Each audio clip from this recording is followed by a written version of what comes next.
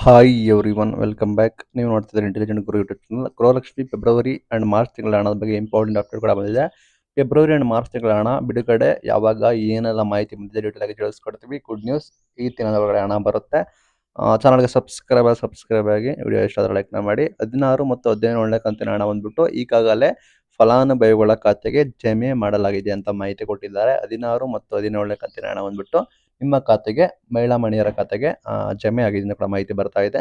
ಇನ್ನು ಫೆಬ್ರವರಿ ತಿಂಗಳ ಹಣದ ಬಗ್ಗೆ ಮಾತಾಡ್ತಾ ಇದ್ದೇನೆ. ಜನವರಿದಾಯ್ತು. ಫೆಬ್ರವರಿ ತಿಂಗಳ ಹಣ ಬಂದ್ಬಿಟ್ಟು ಏಪ್ರಿಲ್ 25ರ ಒಳಗೆ ಖಾತೆಗೆ ಹಾಕಲಾಗ್ತದೆ ಅಂತೇಳಿ ಮಾಹಿತಿ ಬಂದಿದೆ. ಅಂದ್ರೆ ಫೆಬ್ರವರಿ ಮಂತಿನ ಹಣ ಬಂದ್ಬಿಟ್ಟು ಇದೇ ತಿಂಗಳು 25, ಇಂದು 15, 25ನೇ ತಾರೀಕು ಒಳಗಡೆ ನಿಮ್ಮ ಖಾತೆಗೆ ಬಂದ್ಬಿಟ್ಟು ಜಮೆ ಆಗುತ್ತೆ ಅಂತ ಹೇಳಿ ಅಫಿಷಿಯಲ್ ಕೂಡ ಮಾಹಿತಿ ಬರ್ತಾ ಇದೆ.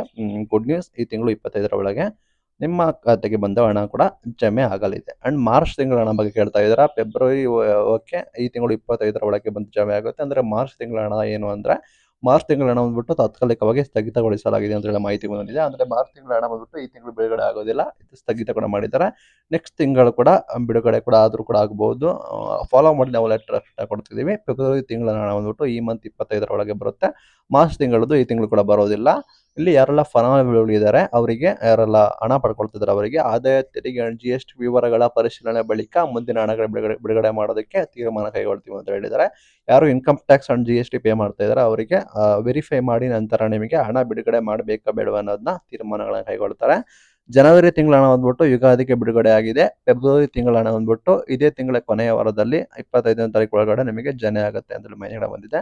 ಸಾವಿರಾರು ಮಹಿಳೆಯರು ಕೂಡ ಇದರಿಂದ ಲಾಭ ಪಡಿತಾ ಇದ್ದಾರೆ. ಹಣ ಬಿಡುಗಡೆ ಬಂದ್ಬಿಟ್ಟು ಪದೇ ಪದೇ ವಿಳಂಬ ಕೂಡ ಮಾಡ್ತಾ ಇದ್ದಾರೆ. ಇದರ ವಿರುದ್ಧ ಕೂಡ ಮಹಿಳಾ ಮಣಿಯರು ಕೂಡ ಆಕ್ರೋಶ ವ್ಯಕ್ತಪಡಿಸ್ತಾ ಇದ್ದಾರೆ.